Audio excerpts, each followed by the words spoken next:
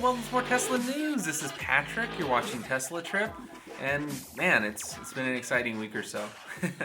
Elon's got some tweets.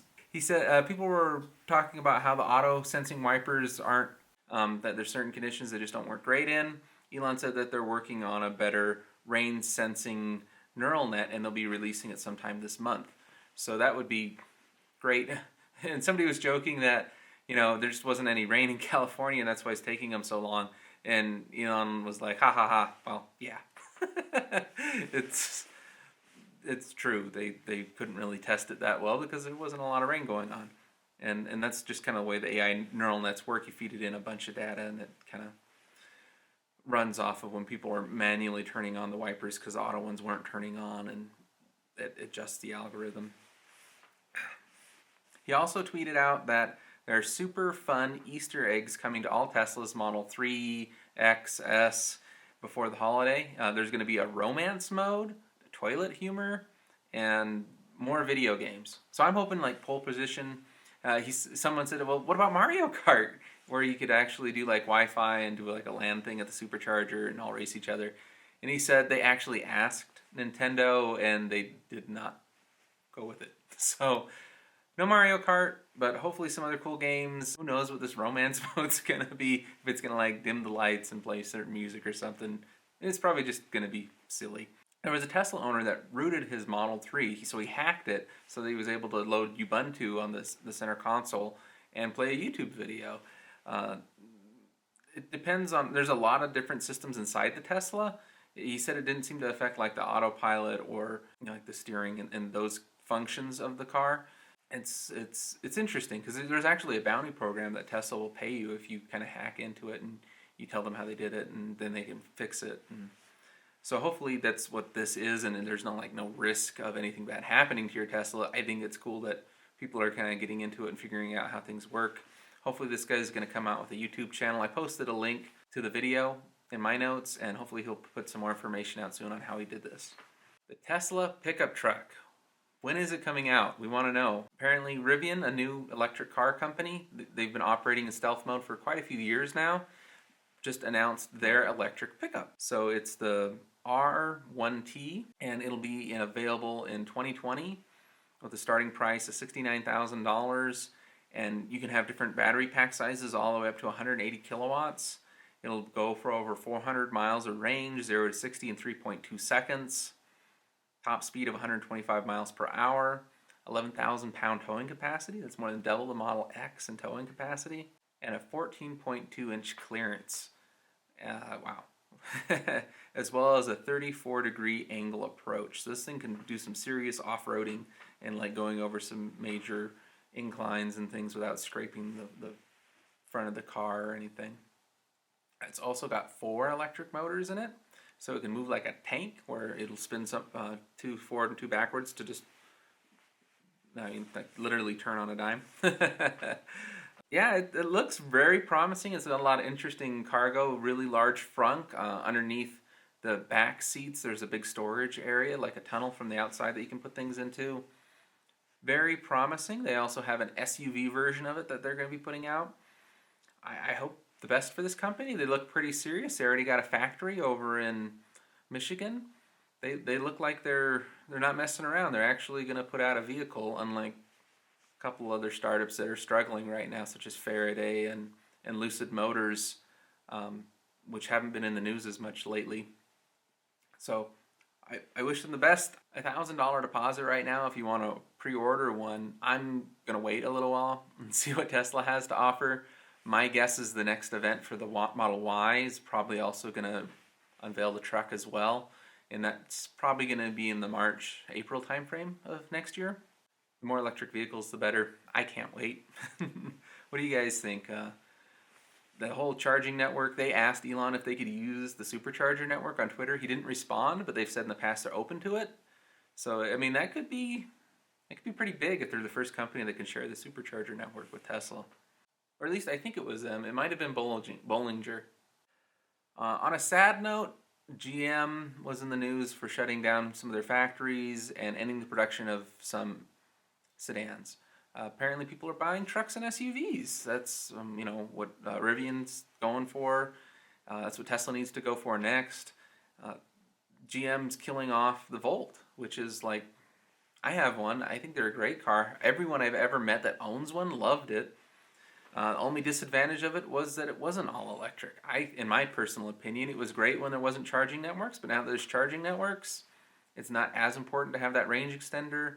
Plug-in hybrids and hybrids themselves aren't selling as well because a lot of the people that were buying those vehicles are now getting Model 3s. Model 3s they're saying are selling like 15 to 1 for BMWs.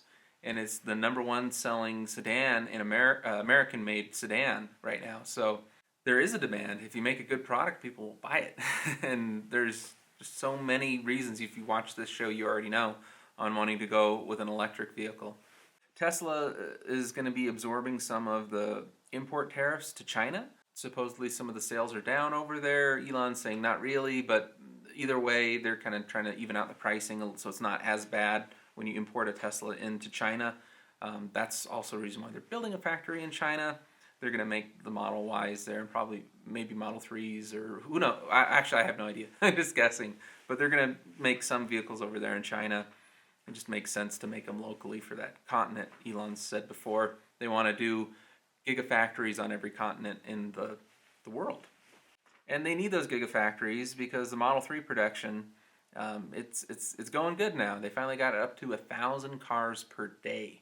Elon was saying if you got an order in for a Tesla by the end of November, you'll get it before the end of December. I don't know now if you can still do that. There's probably inventory vehicles that you can still get. If you use a referral code, you can still get 6 months of unlimited free supercharging. You can use my code below. It's Patrick4254. Don't forget to use somebody's code if you don't use mine, because 6 months of free supercharging, that could be hundreds of dollars, especially if you take a long trip somewhere. Also on the Model 3, they finally started selling the roof rack, and it sold out almost immediately. It was almost $500, and it just sold out like that. Try and get one again when they make some more of them.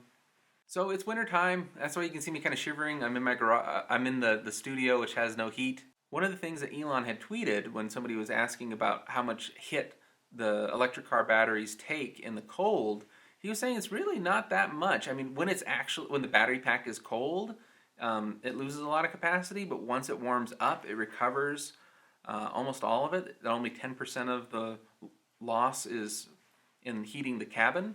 I think that would be normal in most of the country, but in colder climates, I'd say it's closer to maybe 20 or 30%. Well, I don't know. It depends on how big of a battery you have. Maybe more like 20%. It does take a little bit of warming up for the whole car to be fully functional. So the best thing to do is plug your car in at night, do the smart preconditioning, or remotely preheat your car with the app ahead of time. And that way it's using the wall power, not the battery, to kind of heat up the battery and heat up the cabin so you don't have much range loss. That's what I do. I don't really see any significant amount of range loss. Maybe about just 10, 20 miles. Our temperatures get down to 20 below here in late January. So it gets pretty chilly, but man, it is nice having an electric vehicle because you can warm it up without idling the car. A lot of states it's illegal to idle your cars, or you just leave them running to warm them up. Everybody does it here. You're not supposed to. I just looked it up. It's illegal. But yeah, let me know what you guys think. This is one of the advantages of owning an electric car, not really a disadvantage. Norway per capita has the highest sales of electric vehicles, is what Elon was kind of pointing out. One last story before I get inside and warm up myself. There was a report of a drunk driver being pulled over, kind of, for drunk autopilot driving. He fell asleep, passed out at the wheel. The police tried to pull him over. He was going 70 miles over the speed limit, and he wouldn't pull over. It looked like he was asleep on the wheel. Luckily, the Tesla did its job in autopilot mode, kept him in the lane, didn't wreck. They pulled in front of him to help slow the car down, and it eventually stopped and pulled itself over, is what it's saying in the article, which I didn't know it could do, because previously, if you don't hold the wheel, the car will totally slow down to a stop, and it'll flash the blinkers, and it didn't used to pull over on the side of the road. So that's cool that it's doing that now. If it really is, I gotta try it out. It's somewhere safe, But yeah, let me know what you guys think. How's the news spinning this? Is it oh man, the cars are dangerous because they're driving themselves and people are putting too much trust in them and getting in the car while they're drunk. Even though autopilot prevented anybody from getting seriously injured in this instance, it should not be used as a designated driver at this point. It is not a full self-driving vehicle. But yeah, if he had gotten into a normal vehicle with like regular cruise control and passed out going 70 miles an hour over the speed limit or with his foot on the accelerator or something, then there could have, somebody could have been seriously hurt or killed. Not just himself, but somebody else on the road or a pedestrian or something. So, I don't know, just crazy going on in Tesla land. Thank you guys so much for watching. Please subscribe and have a good week.